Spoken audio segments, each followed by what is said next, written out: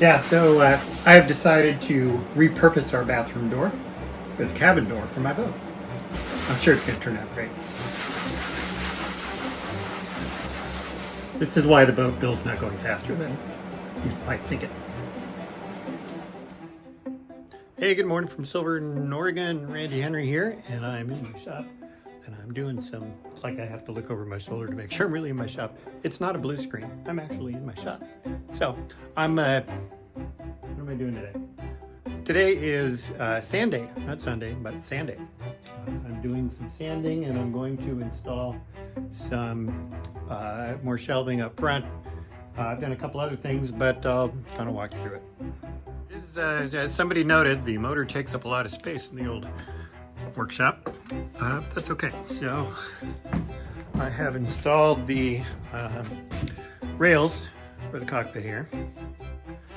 I'm not sure the rails, the edging, and I've been sanding on those, trying to get them nice and true. Design is good and stout, so I'm happy with that.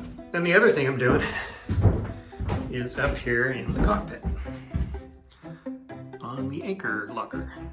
All right, so I think when it comes to lockers, you see a lot of different designs out there. I'm going with one that sort of splits between storage and anchor lockering. So I've got this. I didn't intend to have this hole here, but decided it was necessary because otherwise I couldn't finish the inside of the anchor locker. Which, there's a lesson here. If I had done the anchor locker before I put the decking on, probably would have been easier, but I never said I do things the easy way. So anyway, I got a 3/8 inch piece of plywood here. It's heavily glassed on the inside because it's just going to be having chain and rope dropped into it. 10 ounce on the outside as well, just to give it strength, and it just adds additional strength to the front end here. It's almost like a bulkhead. And it was challenging to cut this part out because there are no straight lines anywhere. So I did cardboard templates. This was even more challenging because these are going to be the sides. Again, would have been a lot easier if I had done it before. There you go. Okay, it's a good tight fit. So that's obviously got to be watertight. And the option is that, put one on the other side. The windlass will crank chain and rope and drop it into this area. Water will gather in there, so you have to have drain. So some guys are doing it where they run the drain out the bottom here and into the bilge or on through the back, and then it's pumped out over the side. I think I'm just going to do a front drain, and I will do a lot of filleting on the inside to make sure everything drains towards that, and then I'll have a little clamshell cover over the outside. I've got 2 holes here, and those are for my lower bow U-bolt. I pulled them out. I used it because I had to secure my boat when I went up to get the motors, but I pulled them out, and I have been putting epoxy in there.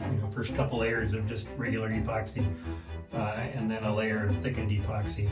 So I'm going to have to come back here and sand this down and finish that off. Once I get the sides in here, then I'll do a little floor here, and this will be just sort of a cubby. Let's see, what else have you seen here? I've done some finishing work up here, some finish sanding. I'm doing my own windowsill here for this front piece, for this front window. This is darkened plexiglass. It bends and fits the contour really nice.